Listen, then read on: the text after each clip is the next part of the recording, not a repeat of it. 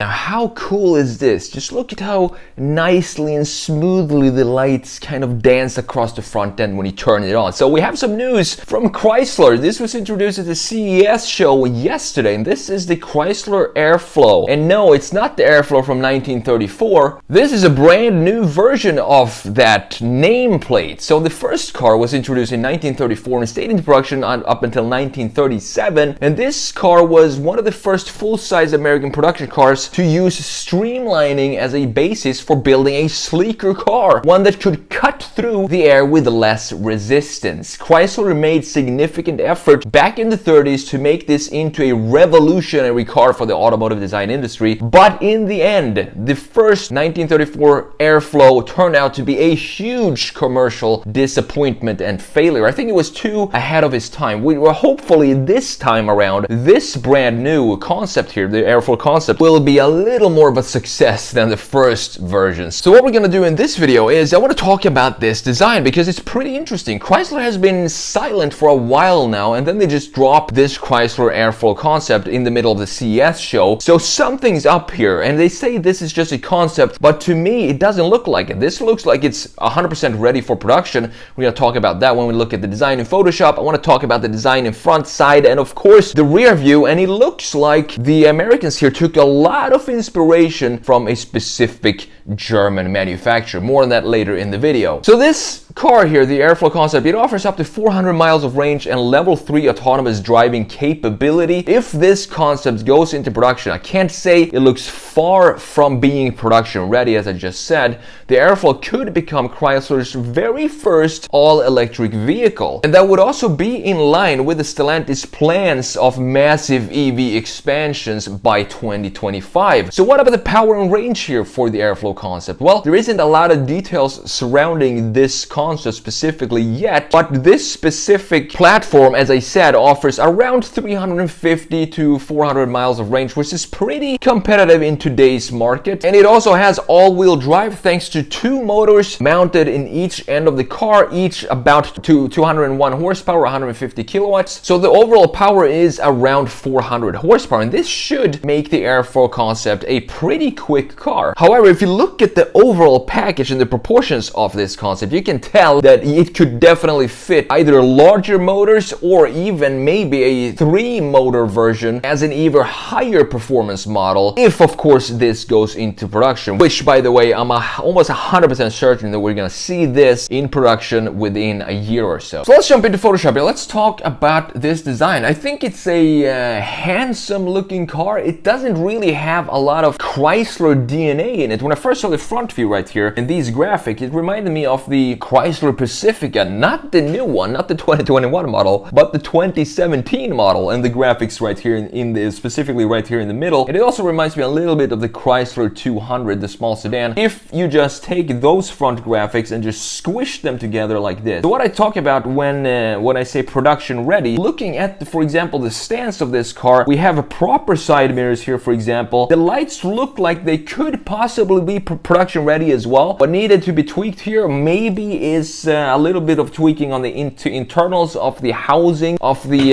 headlight assemblies to make them road legal and follow all the regulations and so on. Overall, it looks like a ready to go into production car. You can see that the wheels they don't even stick out too much like we usually have on concept cars. So even the wheels themselves look production ready. And also looking at the interior right here, I don't really see what exactly is conceptual about this interior. This looks like it's actually in production today. You have this typical iPad mounted thing right here in the center like we have on a lot of EVs and internal combustion cars these days, and then you have a second display for the passengers, and the air vents is located right here, so they fit kind of nicely integrated there. It doesn't look like it has any air vents when you just look at it like this. You have to kind of analyze where the air is coming from, and that would be this area right here. So you have the C-shaped air vents right there. But looking at this, I don't know, could you see anything that doesn't look like it's production ready by today's standard right now. I think they're playing it pretty safe here, Chrysler. They're saying it's a concept. They want to get the feel and vibe for how the reception is going to be for the Airflow concept right here before they actually say, hey, we're just kidding, this is actually a production car, you can buy it in 6 months or so. But let's go back to the front view here.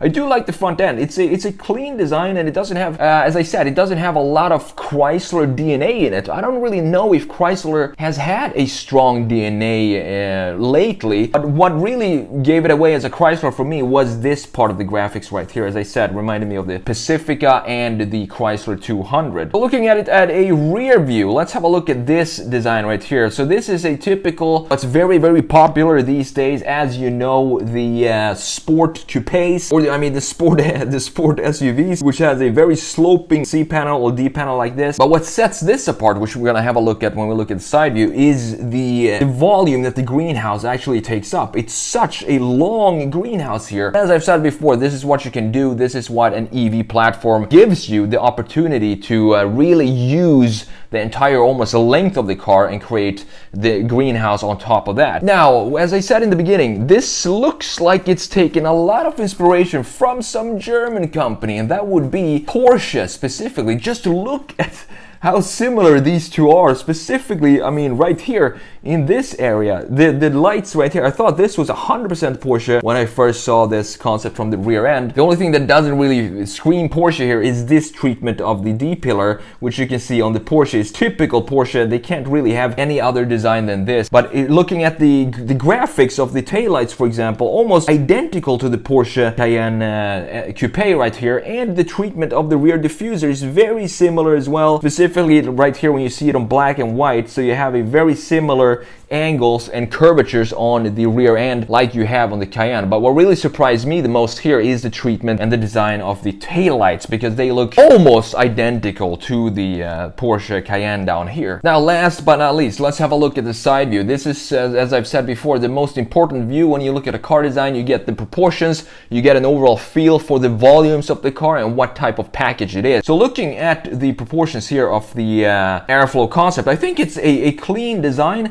What I'm really excited about is that this is another car that doesn't have this EV blobness to it. It looks like it could actually house an engine right here, an internal combustion engine right here in the front, because we have the A-pillar not starting all the way up here and creating a huge blob like this, and then kind of melts into the front end like we usually see on today's brand new EVs coming out. And I think that will actually be a great selling point for these type of EVs that look like internal combustion engines, because it's going to be a smoother transition, not just from a technology standpoint going from an internal combustion into an EV, but also from a design standpoint. You're familiar with these kind of shapes, and the blobness, the bean shape of EVs really is, I'm not a huge fan of that. On top of that, what you can see here that makes this an EV is just how far the greenhouse stretches here. It stretches so far all the way back here into this point right here, the start of the A-pillar. So it's a huge greenhouse, and I'm going to compare it to the Porsche Cayenne Coupe down here in a minute, so you can see just how big of a difference it is in the size of the greenhouse itself. And the reason you can have a greenhouse like that is because you can stretch out the wheelbase to this length when you're working with EVs, which is just fantastic. We have some styling cues in the center here, which I haven't seen from Chrysler before, I don't think, but I guess this is to add some sort of